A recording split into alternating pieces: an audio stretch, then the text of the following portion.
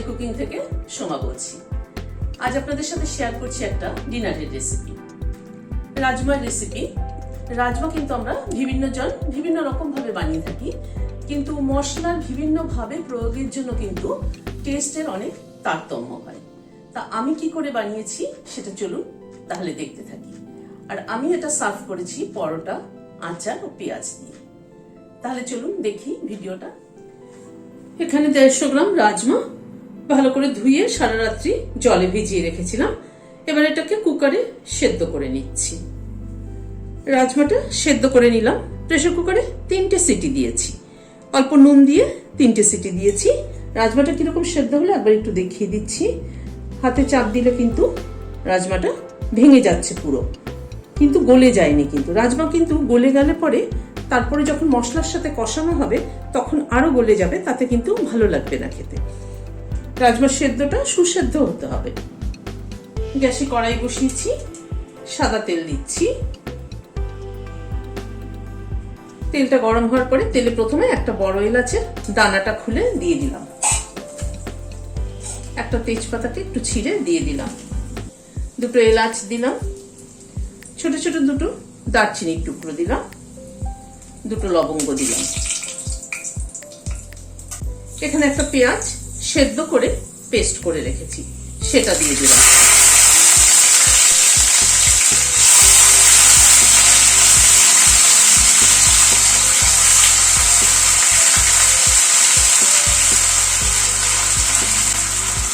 পেঁয়াজটাকে প্রথমে একটুখানি হালকা করে একটু কষিয়ে নেব। পেঁয়াজটাকে একটুখানি মিনিট খানেক একটু নাড়াচাড়া করে নিলাম। কয়েকটা গোটা গোলমরিচ দিয়ে দিচ্ছি। এখানে 1 ইঞ্চি আদার টুকরো, 7-8 কোয়া রসুন আর 4টে কাঁচা লঙ্কা পেস্ট করে নিয়েছি, সেটা দিয়ে দিলাম।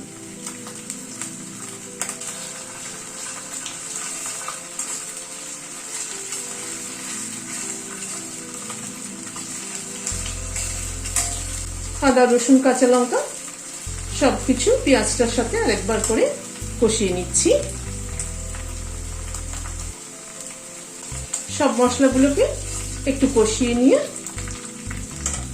এখানে 2টো টমেটো পেস্ট করে রেখেছি, বড় সাইজের 2টো টমেটো, সেটা দিয়ে দিলাম।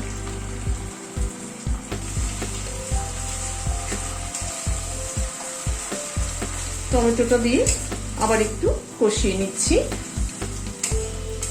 বিভিন্ন মশলার আমরা বিভিন্ন রকম ভাবে ব্যবহার করি, এবং বিভিন্ন রকম ভাবে ব্যবহার করার জন্য টেস্টের কিন্তু অনেক তারতম্য হয়। রাজমা আমরা অনেকেই রান্না করি, কিন্তু বিভিন্ন ভাবে এক একজন এক এক রকম ভাবে করে। মশলার তারতম্যের উপরে কিন্তু টেস্টের তারতম্য নির্ভর করে।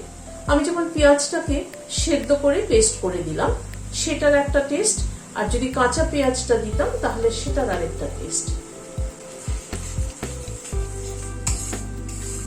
1/2 টিস্পুন রোস্টেড ধনের গুঁড়ো দিয়ে দিলাম, 1/2 টিস্পুন হলুদ দিয়ে দিলাম, 1/2 teaspoon Kashmiri red chilli powder দিলাম, খানিকটা কসুরি মেথি দিয়ে দিলাম।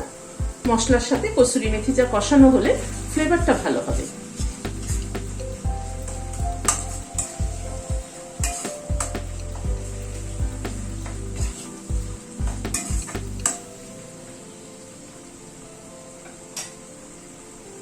¼ টিস্পুন মতো গরম মশলা অ্যাড করলাম।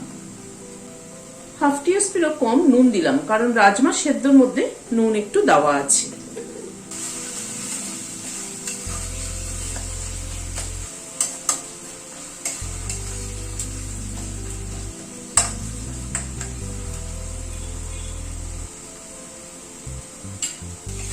মিনিট 3-4 সময় ধরে মশলাটাকে কষিয়ে নিলাম। মশলাটা থেকে কিন্তু তেল ছাড়ছে। এবার রাজমাটা আমি জলটা ছেঁকে রাজমাটা দিচ্ছি। জলটা আমি পরে ব্যবহার করব।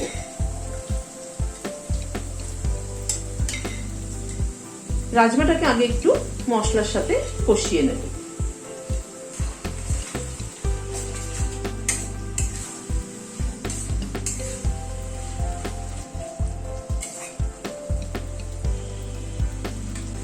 এবার একটু ঢেকে দিয়ে মশলার সাথে রাজমাটাকে কুক হতে দেব, যাতে রাজমার মধ্যে তে মশলার ফ্লেভারটা আসে। প্রায় মিনিট 10 মতো ঢাকা ছিল, মাঝে আমি একবার ঢাকাটা খুলে নেড়ে দিয়েছিলাম। দারুণ সুন্দর কিন্তু একটা ফ্লেভার বেরোচ্ছে রাজমাটার থেকে।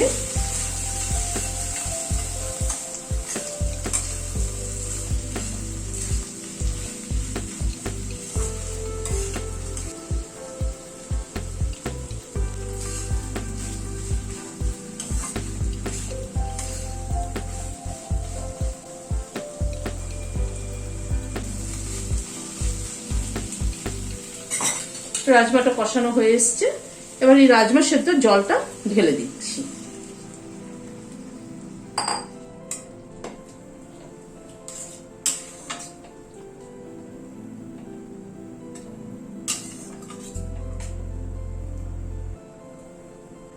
আর একটু গরম জল অ্যাড করছি, আর একটু ঝোল লাগবে, কারণ রাজমাটা সেদ্ধ মানে আর একটু ফুটবে, ফুটলে পরে ঝোলটা টেনে নেবে অনেকটা।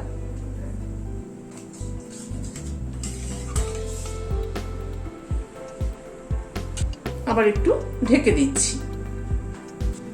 আরো প্রায় 7-8 মিনিট মতো রাজমাটা ফুটলো। গ্যাসের ফ্লেমটা কিন্তু মিডিয়ামে ছিল, লো টু মিডিয়ামে ছিল। এবার ঢাকনাটা খুলছি।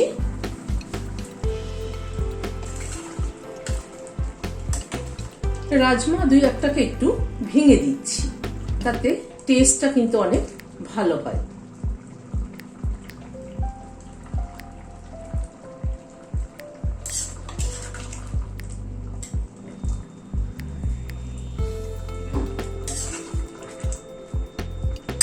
খানিকটা ধনেপাতা কুচি ছড়িয়ে দিলাম। গ্যাসটা বন্ধ করে দিয়ে ঢেকে দিচ্ছি। Standing time 5 minute.